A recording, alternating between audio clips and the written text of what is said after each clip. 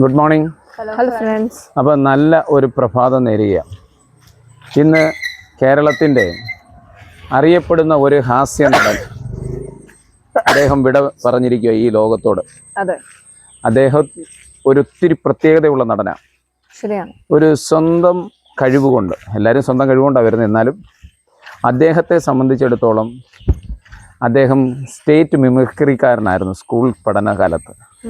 അതിനെ കൃത്യമായി ആ കലാവൈഭവത്തെ സിനിമയിലേക്ക് എത്തിക്കുന്നതിന് വേണ്ടി ശക്തമായ രീതിയിൽ അദ്ദേഹത്തിൻ്റെ കഴിവ് പ്രകടിപ്പിച്ച് അദ്ദേഹം അതിൽ വിജയിച്ച് അദ്ദേഹം ഒരു ഹാസ്യ നടൻ മാത്രമല്ല, ഒരു സീരിയസ് ആയിട്ടുള്ള നടനോടാണെന്ന് അദ്ദേഹം എന്ത് ചെയ്തിട്ടുണ്ട്, തെളിയിച്ചിട്ടുണ്ട്.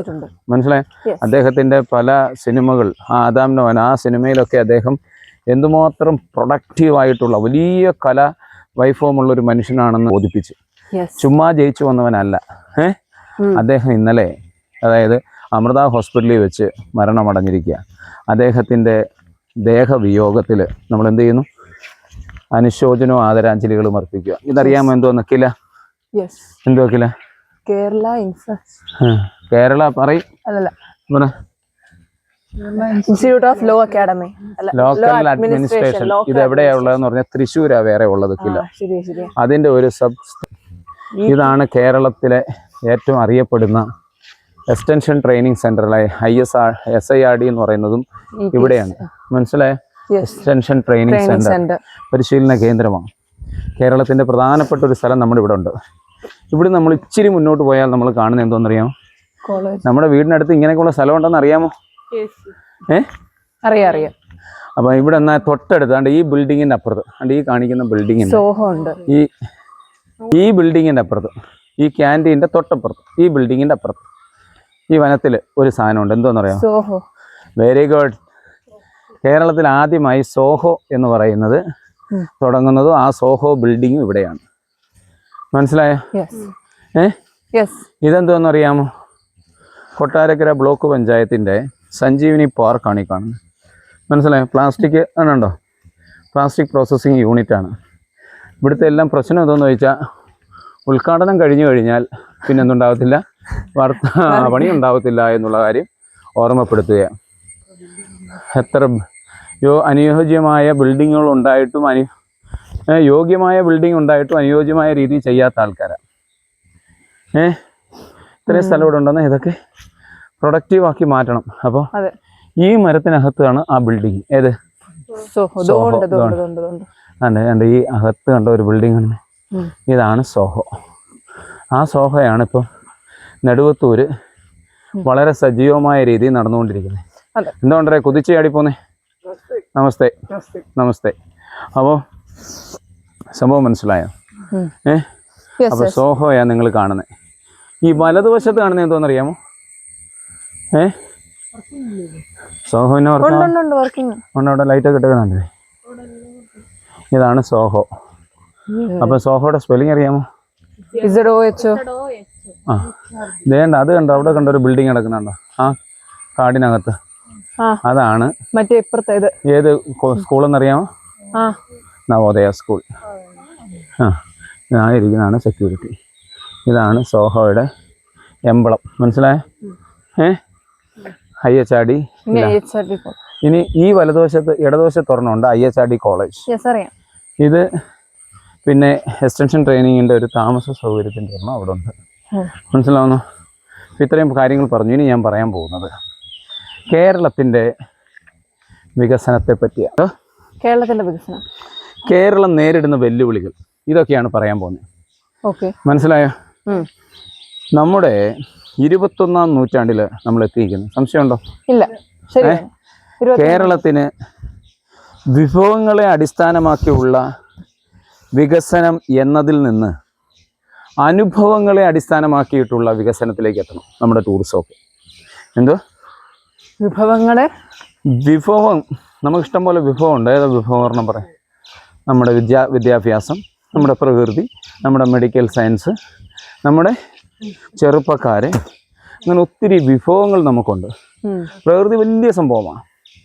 ഈ വിഭവങ്ങളെ അടിസ്ഥാനമാക്കിയുള്ള വികസനത്തിൻ്റെ പിന്നാലെയാണ് നമ്മൾ പോകുന്നത്. മനസ്സിലാവുന്നു? അതിൽ നിന്ന് അനുഭവങ്ങളെ അടിസ്ഥാനമാക്കിയുള്ള വികസനങ്ങളിലേക്ക് പോകണം. ഇന്ന് മനസ്സിലായോ? അങ്ങനെയാണെങ്കിലേ നമുക്ക് വിജയിക്കാൻ പറ്റൂ. എന്തോ ഒരു അതിനെ നമ്മൾ പറഞ്ഞ് ഞങ്ങളൊക്കെ MBAക്ക് പഠിച്ച അല്ലെന്നുണ്ടെങ്കിൽ ഞങ്ങളുടെ PhD ഭാഗമായിട്ടൊക്കെ വരുമ്പോൾ എനിക്കത്ര വലുതായിട്ട് കെയർ ചെയ്യേണ്ട ഒരു ടോപ്പിക്കല്ല ടൂറിസം. ടൂറിസം പലതരത്തിലുള്ള ടൂറിസം ഉണ്ട്. എന്തൊക്കെയാ? അഡ്വഞ്ചർ ടൂറിസം, എക്സ്പീരിയൻസ് ടൂറിസം, കുഞ്ഞു പറഞ്ഞതിൻ്റെ മെഡിക്കൽ ടൂറിസം, കോൺഫറൻസ് ടൂറിസം നമുക്ക് വലിയ രീതിയിൽ പ്രൊമോട്ട് ചെയ്യാവുന്ന ഒന്നാണ്. പക്ഷേ നമുക്ക് ഏറ്റവും കൂടുതൽ കൊണ്ടുപോകാൻ പറ്റുന്നത് എക്സ്പീരിയൻസ് ടൂറിസമാണ്. എന്താ എക്സ്പീരിയൻസ് ടൂറിസം എന്ന് പറഞ്ഞാൽ? Very good. നീയാക്കൂട്ടം പറഞ്ഞു ഭയങ്കര പോയിന്റ്. അനുഭവിച്ചറിയണം. നമ്മൾ ഇപ്പോൾ ഒരാൾ കൊട്ടാരക്കര വരുന്നു. കൊട്ടാരക്കര വന്നാൽ ഈ സ്ഥലം പ്രത്യേകിച്ച് കാണേണ്ട സ്ഥലമാണോ? Yes or no? കൊട്ടാരക്കരയുടെ ഏറ്റവും മനോഹര സ്ഥലത്തൂടെ നമ്മളിപ്പോൾ നടക്കുന്നത് ETC എന്ന് പറഞ്ഞാൽ ഇവിടെ എല്ലാം പണ്ട് പപ്പയുടെ കൊച്ചുനാളിൽ ഇപ്പം ബിൽഡിംഗ് ഒത്തിരി വന്നു. സോഹോ വന്നു, IHRD വന്നു, പിന്നെ ഏതാ നവോദയ സ്കൂൾ വന്നു, കിലയുണ്ട്. കിലയും പിന്നെ വന്നതാ. അപ്പോൾ ഇത്രയും വലിയ ബിൽഡിങ്ങുകൾ വന്നു. പക്ഷേ ഇവിടെ മൊത്തം ഈ സ്ഥലത്തിൻ്റെ പ്രത്യേകത എന്ന് പറഞ്ഞാൽ ഞാൻ ഇവിടെ നിന്ന് അങ്ങോട്ടാണ്. ഇവിടെ നിന്ന് അങ്ങോട്ടെല്ലാം പറങ്കാവാ. നമ്മൾ ഇങ്ങോട്ട് വന്നതിൻ്റെ അടുത്ത് ഒരു സൈഡിൽ ലെഫ്റ്റ് സൈഡ് മൊത്തം കൈതച്ചക്കയായിരുന്നു. ഇവിടെയും കൈതച്ചക്കയുണ്ട്. മനസ്സിലാവുന്നോ? ഇങ്ങനെയാണ് നമ്മൾ എന്ത് ചെയ്തേ. ഈ സ്ഥലങ്ങൾ വളരെ ഫേമസ്. ഇതാണല്ലോ കോളേജ് ഓഫ് സയൻസ് എന്ന് പറഞ്ഞ് ഇവിടെ ആണല്ലോ. ഇവിടെ ഇപ്പം പുതിയ 2 കോളേജ് സബ്ജക്റ്റോട് വരും. ഇവിടെ മെക്കാനിക്കൽ വരുന്നുണ്ട് ഈ പ്രാവശ്യം കേട്ടോ. ആൾക്കാർക്ക് ഒരു ഇതായിക്കോട്ടെ. എന്ത് ഇനി പറയുന്നത്? അതല്ലേ കോളേജ് ഓഫ് അപ്ലൈഡ് സയൻസ് എന്ന് പറയുന്നത്. ആണ്ടേ ഇതാണ്. ഇവിടെ AI ഉണ്ട് കേട്ടോ. ഡേറ്റാ സയൻസ് അതൊക്കെ ഉണ്ട്. അപ്പോൾ ഇതാണ് കണ്ടോ, ഇവിടെ എല്ലാം പറങ്കാൻ തോട്ടമാണ്. ഇങ്ങനെ അങ്ങ് കിടക്കുക. മനസ്സിലായോ? 19 ഏക്കറിൽ പുറത്ത് ഉള്ള വലിയ ഒരു സംവാദം. അന്നേരം ഞാൻ പറഞ്ഞു വരാം, ഒരു ഏരിയ നമുക്കിവിടെ ഉണ്ട്. അപ്പം ഞാൻ പറയാൻ വന്നത്, മനസ്സിലായോ? ഞാൻ പറയാൻ വന്നത് എന്തോ ഒരു തരത്തിലുള്ള ടൂറിസത്തെ പറ്റി, അനുഭവ ടൂറിസം. അപ്പോൾ കൊട്ടാരക്കരയിൽ വന്നാൽ ഒരാൾ മീൻപിടിപ്പാറ പോയി കാണുന്നു, അതെ, സീയിങ് ടൂറിസമാണ്, സൈറ്റ് വിസിറ്റാണ്. അവർക്ക് വലിയ എക്സ്പീരിയൻസ് ഇല്ല. നേരെ മറിച്ച് അവർ രാവിലെ ഈ ടൂറിസം ആൾക്കാരെന്ത് ചെയ്യുന്നു? നമ്മുടെ കൂടെ വരുന്നു, നമ്മുടെ കൂടെ നടക്കുന്നു, നമ്മുടെ കൂടെ ഫുഡ് കഴിക്കുന്നു.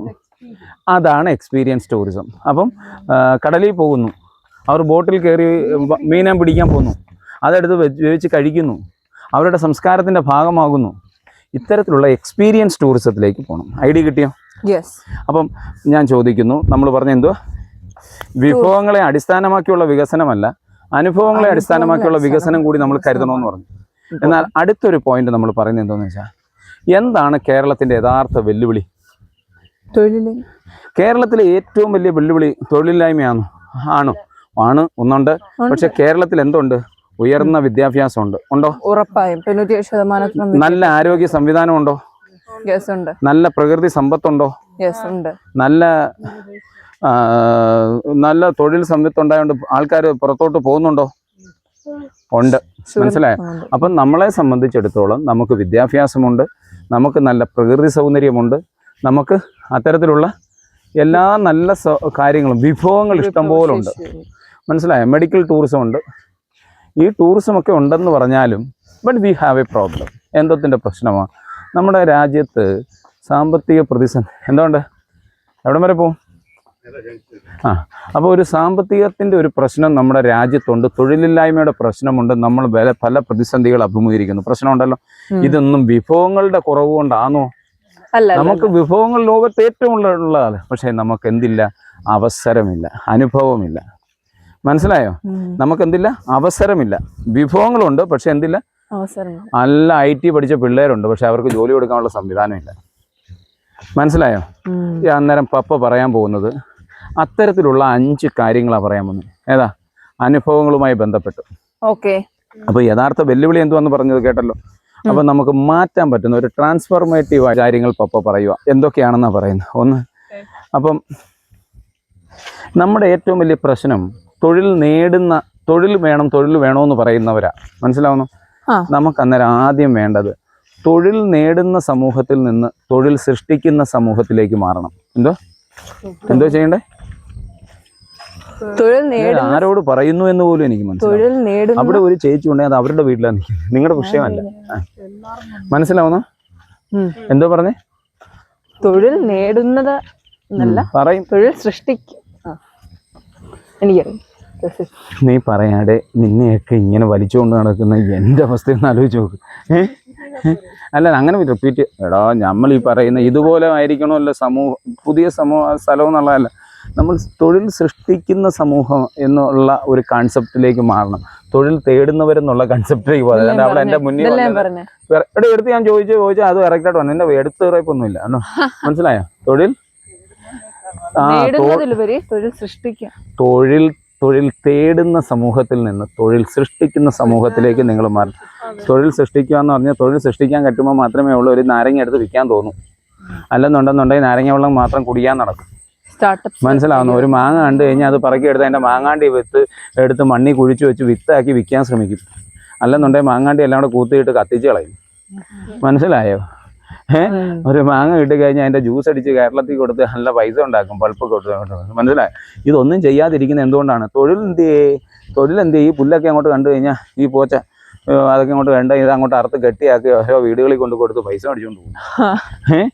ഇതേ രീതിയിലേക്ക് വരേണ്ട ആൾക്കാർ. മനസ്സിലാവുന്നു? നമുക്ക് ഈ ഓരോ വിദ്യാർത്ഥിയും വിദേശ ജോലി അല്ലെ ഗവൺമെൻറ് ജോലി, ഈ കൺസെപ്റ്റിൽ നിന്ന് അങ്ങ് മാറണം. അവരെന്തോ പഠിക്കണം? സംരംഭകത്വത്തെ പറ്റി പഠിക്കണം. മനസ്സിലാവുന്നു? സ്കൂളിൽ ഒരു എന്റർപ്രണർഷിപ്പിനെ പറ്റി പഠിക്കണം. നിങ്ങൾ പഠിക്കുന്നുണ്ടോ? ഇല്ല. നിങ്ങൾ കോളേജിൽ ചെന്ന സ്റ്റാർട്ടപ്പിനെ പറ്റി പഠിക്കുന്നുണ്ടോ?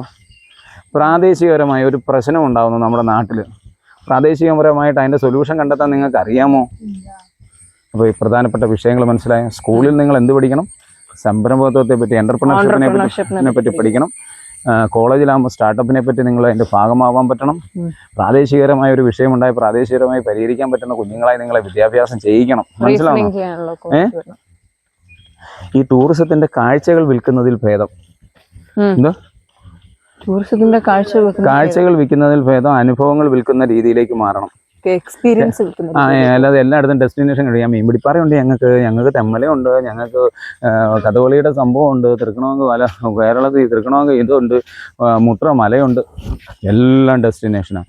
ഇത് കേട്ട് കഴിഞ്ഞാൽ ഉടനെ ലവം വിചാരിക്കൂ എൻ്റെ ദൈവം ഈ വർഷം മൊത്തം കണ്ടാൽ ഇത് തീരത്തില്ല. ഇത് കാണാൻ അവൻ്റെ നാട്ടിലും മലയുണ്ട്. സംശയമുണ്ടോ? ഇല്ല. അവൻ്റെ നാട്ടിൽ ഈ പറയുന്ന പുഴ ഒഴുകുന്നുണ്ട്. പക്ഷെ അവിടെ ഒരു അനുഭവം അവന് കിട്ടുന്നില്ല. ആ അനുഭവം കൊടുക്കുന്ന തരത്തിലേക്ക് നിങ്ങളുടെ ടൂറിസം മാറിയാൽ മാത്രമേ അത് പ്രയോജനപ്പെടൂ. 2 പോയിന്റ് പ്രധാനപ്പെട്ടത് പഠിച്ചോ.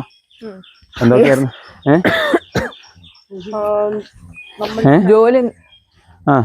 ജോലി നേടുന്നതുപരി ജോലി സൃഷ്ടിക്കാനായിട്ട് സാധിക്കണം. ഒന്ന്. പിന്നെ ഇപ്പൊ പറഞ്ഞ ടൂറിസം, കാഴ്ചയുടെ ടൂറിസം അല്ല, very good, thank you, I am very proud Neha.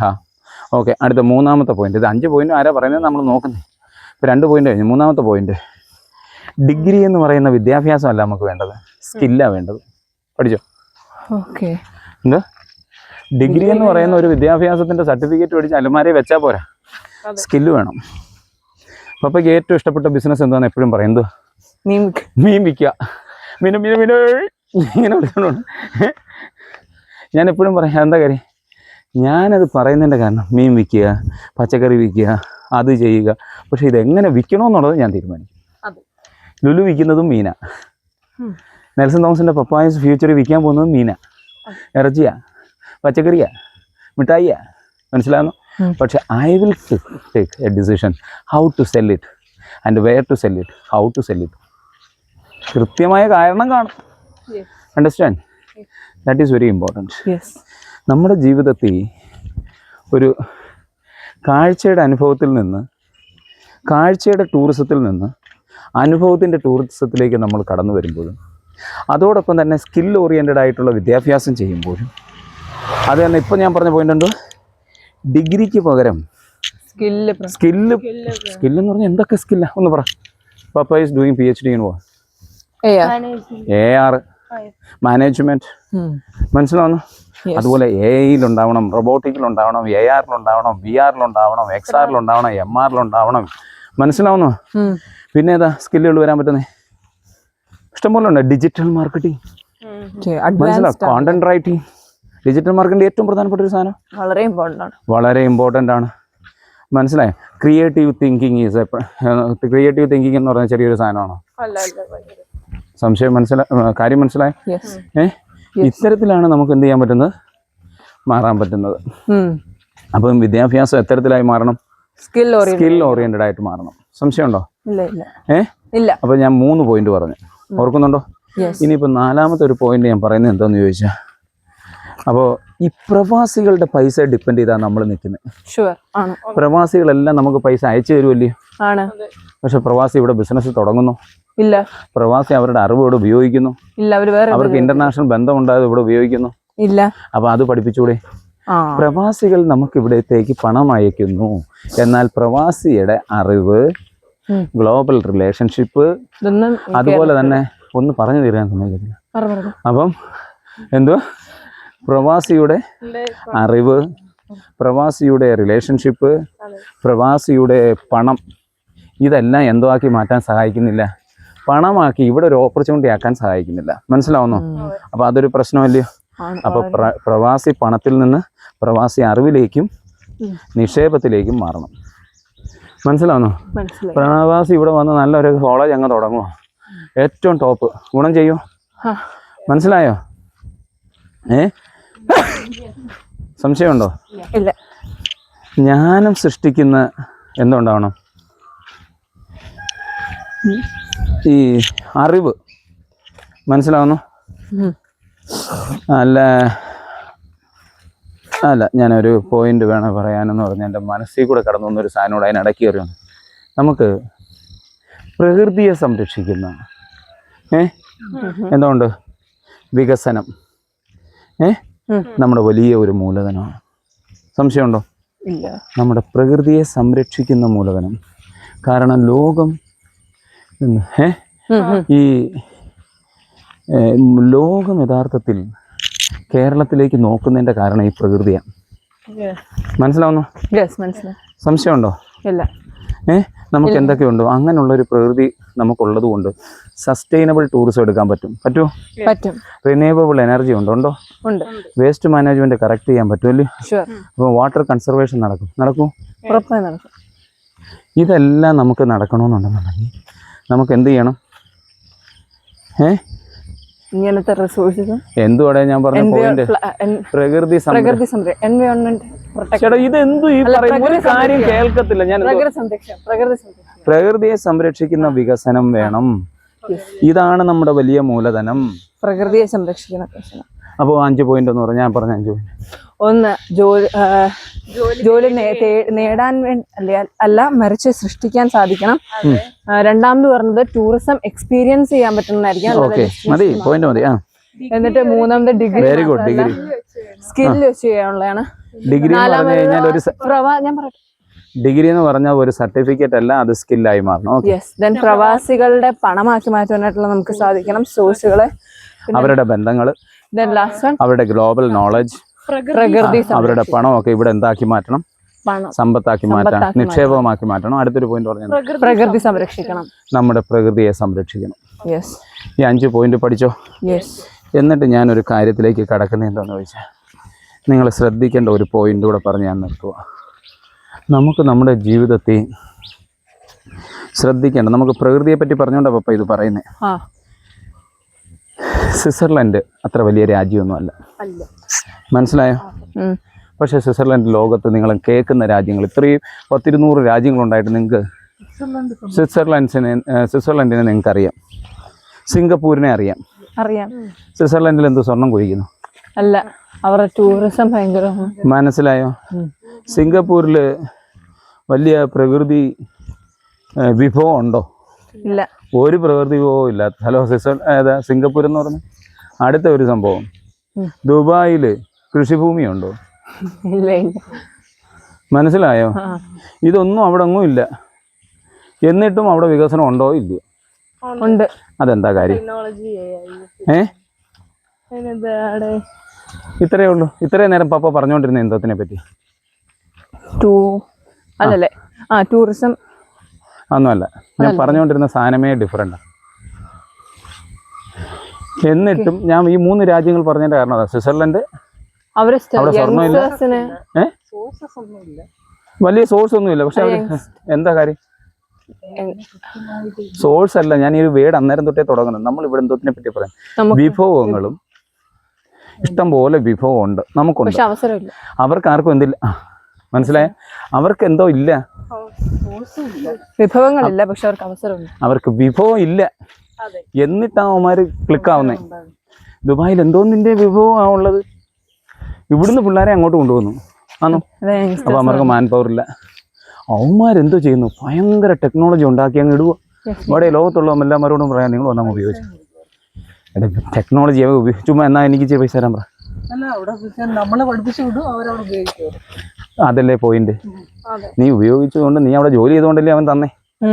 അവർക്ക് അന്നേരം എന്ത് ചെയ്തില്ല? അവരുടെ വിഭവം അവിടെ ഉണ്ട്. ആ തേങ്ങ ഇവിടെ ഇരിപ്പുണ്ട് ഇഷ്ടം പോലെ എന്ന് പറഞ്ഞുകൊണ്ട് വിളിച്ചാണോ? അല്ല, ആ തേങ്ങ കൊണ്ടുള്ള സാധനങ്ങൾ ഉണ്ടാക്കിയിട്ട് വിളിച്ചു. അപ്പോൾ അത് ഉപയോഗിക്കാൻ ചെല്ലുന്നു, മനസ്സിലാവുന്നു?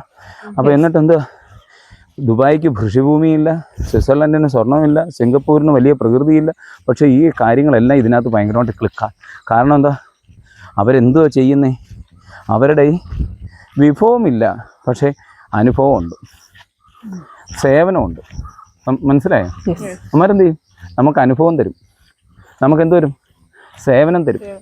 നമുക്ക് യഥാർത്ഥത്തിൽ ഞാൻ പഠിച്ചിട്ട് എം ടെക് പഠിച്ച് നിൽക്കുന്ന എനിക്ക് ആ എം ടെക്കിൻ്റെ ജോലി തരാനുള്ള സാധ്യത ആരുണ്ടാക്കി തരും?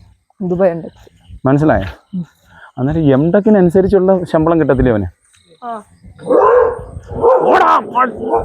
മനസ്സിലായോ? കേട്ടോ നേഹ? ഇങ്ങനെ വേണം രാജ്യം മാറാൻ, മനസ്സിലായോ? കേരളം അന്നേരം എന്ത് പൈസ ചെയ്ത് പോകണമെന്നാണ് പറയുന്നത്? അവസരങ്ങൾ.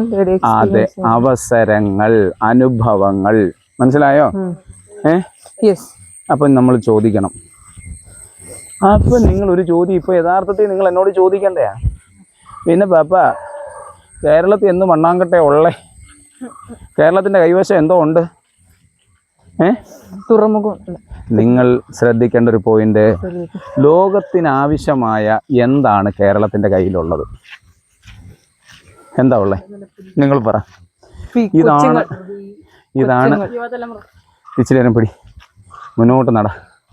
അപ്പം എനിക്ക് കൈ ഇങ്ങനെ ഒന്ന് വീശിയെങ്കിലും പറയുമെങ്കിലും ചെയ്യാൻ. അപ്പോൾ ഒരു കാര്യം എൻ്റെ നേഹ നീ ആലോചിച്ചോണം. കേരളത്തിന് എന്തുണ്ടെന്നുള്ള ചോദ്യത്തിലുണ്ടല്ലേ, സ്വിറ്റ്സർലൻഡിന് സ്വർണ്ണം ഇല്ലെന്ന് പറഞ്ഞ പോലെ ദുബായിക്ക് കൃഷിഭൂമി ഇല്ലെന്ന് പറഞ്ഞതിൻ്റെ കൂട്ട, സിംഗപ്പൂരിന് വലിയ പ്രകൃതി വിഭവം ഇല്ലെന്ന് പറഞ്ഞു. ഈ പുല്ലെല്ലാം ഉള്ള സ്ഥലമാണ് ആരെന്ന് പറഞ്ഞത്? സ്വർണ്ണമില്ല. മനസ്സിലായോ?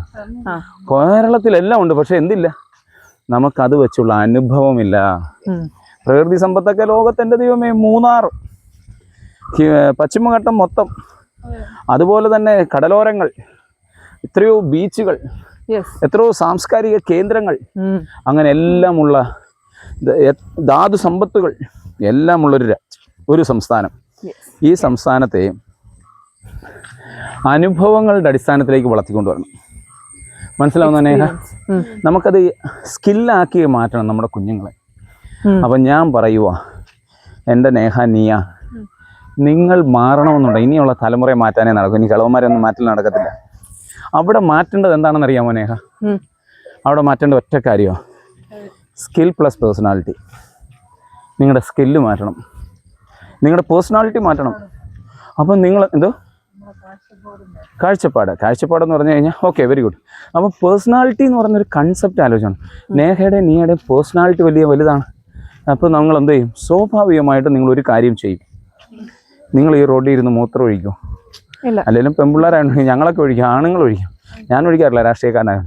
വീട്ടിൽ പോയി ഒഴിക്കും, അല്ലെന്നുണ്ടെങ്കിൽ ഏതെങ്കിലും വീട്ടിൽ കയറി ഒഴിക്കും എന്ന് പറഞ്ഞുകൊണ്ട് എന്നെ ആരും അളക്കല്ലേ. അപ്പോൾ ഒരു കാര്യം ആലോചിച്ചോണം. അപ്പം നമുക്ക് സംസ്കാരം പഠിക്കുക, പേഴ്സണാലിറ്റി ഡെവലപ്പ് ചെയ്യുക. അത് ഏതിനകത്താണ്? നിങ്ങൾ പ്ലാസ്റ്റിക് കിട്ടിക്കഴിഞ്ഞാൽ അത് വേസ്റ്റിനകത്ത് ഇടുന്നത്, മരങ്ങൾ വെച്ച് പിടിപ്പിക്കുന്നത്. അത് എൻവയോൺമെൻറ്റ് ഡേ ആയതുകൊണ്ട് ഞാൻ ഓർക്കുക കേട്ടോ. അങ്ങനെ ഒട്ടനവധി കാര്യങ്ങൾ നിങ്ങളുടെ പേഴ്സണാലിറ്റി ക്ലിയർ ചെയ്യുന്നു. അതോടൊപ്പം തന്നെ എന്തിനാ നേഹ ഇത്ര റിസ്ക് ഒക്കെ എടുത്ത് ഇങ്ങനെ പിടിക്കുന്നത്? നിനക്ക് മനസ്സിലാവുന്ന അതിന്റെ ഫീൽ എന്തുവാന്ന്? ആ പ്രശ്നം മനസ്സിലാവുന്നോ? എല്ലാരും ഉൾപ്പെടുത്താൻ വേണ്ടി നമ്മുടെ തലച്ചോറ് എത്രമാത്രം അവിടുന്ന് മാറുമെന്നറിയാം. അത് നല്ലൊരു ഇതാണ്. അപ്പുറത്ത് പിടിയുടെ എല്ലാം എൻ്റെ കൈ ഒടിഞ്ഞു പോകും. അല്ലല്ല, എനിക്കിതാ വല്ലങ്ങ്. എന്നാൽ ഓക്കെ ആയിക്കോട്ടെ. അപ്പോൾ അതുകൊണ്ട് ഞാനിത് കൺക്ലൂഡ് ചെയ്യുകയാണ്. ഒരു കാര്യം വളരെ വ്യക്തമായിട്ട് പറയുന്നു. ഈ രാജ്യത്ത് നമ്മൾ പറഞ്ഞ 5 പോയിന്റാണ് കേരളത്തിൽ ഏറ്റവും ശ്രദ്ധിക്കേണ്ടത്. കേരളത്തിൽ ഇഷ്ടം പോലെ വിഭവങ്ങളുള്ള നാടാണ്. കേരളം അതിമനോഹരമായ പ്രകൃതി സൗന്ദര്യമുള്ള സ്ഥലമാണ്. കേരളത്തിൽ നല്ല മാൻ പവർ ഉള്ള സ്ഥലമാണ്. നല്ല എഫിഷ്യൻസി ഉള്ള കുട്ടികളുള്ള സ്ഥലമാണ്. എന്നിരുന്നിട്ടും കേരളം വികസനത്തിലേക്ക് പോകുന്നില്ല എങ്കിൽ കേരളത്തെ കൃത്യമായി ഉപയോഗിക്കുന്നില്ല. ആര്? ഗവൺമെൻറ് ഓർഗനൈസ് ചെയ്ത് തരുന്നില്ല. ഇപ്പം നമ്മൾ ഇവിടുന്ന് നേരെ ദുബായിലോട്ട് പോകുന്നു. ദുബായിൽ എന്താ സംഭവിക്കുന്നത്? ദുബായിലെ ഗവൺമെൻറ് അത് ഓർഗനൈസ് ചെയ്ത് വെച്ചേക്കുക. റോബോട്ടിക് പഠിച്ചവരെല്ലാം വരൂ, AI പഠിച്ചവർ വരൂ, PIR പഠിച്ചവർ വരൂ, മാനേജ്മെൻറ്റ് പഠിച്ചവർ വരൂ. ദറ്റ് യു ആർ ഗെറ്റിംഗ് എന്നൊന്ന് opportunity. But they are doing the job for what? Hmm? ആർക്ക് വേണ്ടി അവർ ജോലി ചെയ്യുന്നത്? അമേരിക്കയ്ക്ക് വേണ്ടിയാണ്. That's a hub. മനസ്സിലാവുന്നോ നേഹ? നിങ്ങളുടെ ജോലി ചെയ്യാനുള്ള എല്ലാ സൗകര്യമുള്ള ഏരിയ നിങ്ങൾക്ക് ഉണ്ടാക്കി തരുന്നു. നിങ്ങളെ വിളിക്കുന്നു, നിങ്ങൾ അവിടെ പോകുന്നു, ജോലി ചെയ്യുന്നു. അവർക്ക് എവിടുന്നോ പൈസ കിട്ടുന്നു. ആ പൈസയിൽ നിന്ന് നിങ്ങൾക്ക് ഒരു ശമ്പളം തരുന്നു. 50% അവർക്ക് ചുമ്മാ കിട്ടുന്നു. ഇതേ ഓപ്പർച്യൂണിറ്റി എവിടെ ചെയ്യാൻ പറ്റും? കേരളത്തിൽ ചെയ്യാൻ പറ്റും. അതിനെന്ത് ചെയ്യണം? നമ്മുടെ സ്കില്ലിനെ എന്ത് ചെയ്യണം? വിൽക്കാൻ പറ്റുന്ന സ്കിൽ. എപ്പോഴും ഒരു പ്രോബ്ലംസ് ഉണ്ട്. നമ്മുടെ ഒരു രാജ്യം ഡെവലപ്പായി കഴിഞ്ഞു. ഇപ്പോൾ കേരളത്തെ സംബന്ധിച്ചിടത്തോളം വേൾഡ് അട്രാക്റ്റ് ചെയ്യപ്പെടുന്ന എല്ലാ പൊട്ടൻഷ്യാലിറ്റി ആർക്കുണ്ട്? കേരളത്തിനുണ്ട്. പക്ഷേ ആ കേരളത്തിലേക്ക് നമുക്ക് വരണമെന്നുണ്ടെന്നുണ്ടെങ്കിൽ, നമുക്ക് എൻജോയ് ചെയ്യണമെന്നുണ്ടെന്നുണ്ടെങ്കിൽ ആ സാഹചര്യം ആരുണ്ടാക്കി തരണം? ഗവൺമെൻറ് ഉണ്ടാക്കി തരണം. ഗവൺമെൻറ് എന്ന് പറയുന്നൊരു ഓർഗനൈസേഷൻ. പക്ഷേ നിങ്ങളുടെ പേഴ്സണാലിറ്റിയും അപ്പോൾ ചോദിക്കും. പക്ഷേ ഒരു കാര്യം കൂടെ നിങ്ങൾ ചിന്തിച്ചോണം. ഇപ്പം ദുബായിയെ സംബന്ധിച്ചിടത്തോളം അവർ ഭയങ്കര ടെക്നിക്കലി അങ്ങ് എക്സ്പോസ്ഡ് ആയിട്ട് നിൽക്കുക. അപ്പോൾ കേരളം, ചൈന അത്തരത്തിൽ വളർന്നു, അമേരിക്ക വളർന്നു, റഷ്യ വളർന്നു. പക്ഷേ നമ്മൾ ഈ AI യുഗത്തിലൊന്നും വളർന്നില്ല. ചുമ്മാ മോദി തള്ളുന്നതേ ഉള്ളൂ. അങ്ങനെ ഉണ്ടായിരുന്നുണ്ടെങ്കിൽ നമ്മുടെ ഫെസിലിറ്റി അതനുസരിച്ച് മാറിയാനേ, നമ്മുടെ കൾച്ചർ അതനുസരിച്ചാണ്, നമ്മുടെ വിദ്യാഭ്യാസം അതനുസരിച്ച് മാറിയാണ്, നമ്മുടെ എല്ലാ സംവിധാനങ്ങളും മാറിയാണ്. പക്ഷെ അതങ്ങനെ വലിയ മാറ്റം നമുക്കില്ല. അപ്പോൾ അതിനർത്ഥം നമുക്ക് എന്തോ ഉണ്ടെന്ന അർത്ഥം പറ. സോഴ്സ് അല്ല, ഓപ്പർച്യൂണിറ്റി ഉണ്ട്. ഇപ്പം നിങ്ങൾ ദുബായിൽ ചെന്നാൽ അവിടെ എന്തോ കുറവാ? സോഴ്സ് അല്ല, അവിടെ ഓപ്പർച്യൂണിറ്റി കുറവാണ്. കാരണം എന്താ? ഇതെല്ലാം അവർ കണ്ടുപിടിച്ച് കഴിഞ്ഞു. അവിടെ കണ്ടുപിടിച്ച സാധനം പോലും ഇവിടെ ഇംപ്ലിമെന്റ് നടന്നില്ല. ഐഡിയ കിട്ടുന്നോടെ, മനസ്സിലായോ? അപ്പം അത് അന്നേരം നമുക്ക് ഇവിടെ ഉള്ള സ്കോപ്പ് എത്ര? നമുക്കിവിടെ വലിയ ഭയങ്കരമായ സ്കോപ്പ് കിടക്കുക. അപ്പം കുട്ടികൾ എന്ത് ചെയ്യണം? അതിനാണ് ഞാൻ പറഞ്ഞ സ്റ്റാർട്ടപ്സ്, അതിനാണ് ഞാൻ പറഞ്ഞ സംരംഭത്വം, അതാണ് ഞാൻ പറഞ്ഞ ഓണ്ടർപ്രണർഷിപ്പ് വേണമെന്ന് പറഞ്ഞത്. അതുകൊണ്ടാണ് ഞാൻ പറഞ്ഞ കുട്ടികളിൽ വിദ്യാഭ്യാസ സമയത്ത് തന്നെ ഇത് കൊടുക്കണം. കോളേജുകളിൽ പിള്ളേർ നല്ല ഒരേപോലെയുള്ള തലച്ചോറുകൾ കയറി വരിക. അത് ഒരേ സ്ട്രീമിലുള്ള പിള്ളേർ പഠിക്കുക. സംബഡി ഇലക്ട്രോണിക്സ്, എന്തോന്ന് ഇലക്ട്രിക്കൽ, മെക്കാനിക്കൽ. അപ്പം group of people can together work A purpose. അങ്ങനെ ഒരു ഓപ്പർച്യൂണിറ്റി ഉണ്ടാക്കാൻ പറ്റുന്ന എവിടെയാണ്? നമുക്കൊക്കും. അത് അത്തരത്തിലുള്ള സ്റ്റാർട്ടപ്പുകൾ വരണം. അതിനുള്ള ഒരു സ്റ്റാർട്ടപ്പ് സംവിധാനം നമ്മുടെ നാട്ടിലുണ്ടോ? മനസ്സിലാവുന്നോ? അപ്പം നമ്മുടെ വാർഡുകളിലായാൽ പോലും നമ്മൾ എല്ലായിടത്തും ഡസ്റ്റ്ബിൻ വെക്കുന്നു. അന്നേരം നമ്മുടെ എല്ലാവരുടെയും കൾച്ചർ മാറിപ്പോയി. നേഹയുടെയും നീയയുടെയും ലിനിയുടെയും എൻ്റെയൊക്കെ മാറി. നമ്മളെന്ത് ചെയ്യുന്നു? ഒരു പ്ലാസ്റ്റിക് വള്ളി കിട്ടിക്കഴിഞ്ഞാൽ നമ്മളെടുത്ത് എന്ത് ചെയ്യുന്നു? അവിടെ ഡസ്റ്റ്ബിൻ ഇരിപ്പുണ്ട്, അവിടെ കൊണ്ടുവന്നിടുന്നു. അങ്ങനെ എല്ലാ കാര്യത്തിനകത്തും എന്ത് ചെയ്യുന്നു? നല്ലോണം പഠിക്കുന്നു, നല്ല ഓപ്പർച്യൂണിറ്റി കിട്ടുന്നു. പിന്നെ നിങ്ങൾ വീട്ടിലെ അന്ന് അത് കിട്ടിക്കഴിഞ്ഞ് കഴിഞ്ഞാൽ പിന്നെ നിങ്ങൾ 500 രൂപ അവിടുന്ന് കിട്ടാൻ വേണ്ടി നടന്ന് നമ്മൾ കഷ്ടപ്പെടുമോ? നമുക്ക് എന്തെങ്കിലും ഗിഫ്റ്റ് വേണോ ഗവൺമെൻറ്റിൻ്റെ? വേണ്ട. കാരണം എന്താ? നമ്മളത് ഉണ്ടാക്കാനുള്ള അവസരം ഗവൺമെൻറ് ഉണ്ടാക്കി തന്നു. വേസ്റ്റ് അവിടെ ഇട്ടു, വിദ്യാഭ്യാസം ചെയ്യാനുള്ള സംവിധാനം ഉണ്ടാക്കി തന്നു, നിങ്ങൾക്ക് സ്റ്റാർട്ടപ്പുകൾ ചെയ്യാനുള്ള സംവിധാനം ഉണ്ടാക്കി തരുന്നു, നിങ്ങൾക്കൊരു കമ്പനി രജിസ്റ്റർ ചെയ്യുന്നത് എങ്ങനെയാണെന്ന് പഠിപ്പിക്കുന്നു. അങ്ങനെ എല്ലാ കാര്യവും പഠിപ്പിക്കുമ്പോൾ നിങ്ങൾക്ക് എന്തോ കിട്ടും? നിങ്ങൾക്ക് അതിനുള്ള അവസരങ്ങൾ കിട്ടും. അവസരം കിട്ടിക്കഴിഞ്ഞാൽ, വിഭവമുള്ളവരടുത്ത് അവസരം കിട്ടിക്കഴിഞ്ഞാൽ നമുക്ക് അനുഭവം ഉണ്ടാവും. വാ, ഒരു ചായ കുടിക്കാനില്ല ഇവിടെ? അവിടെ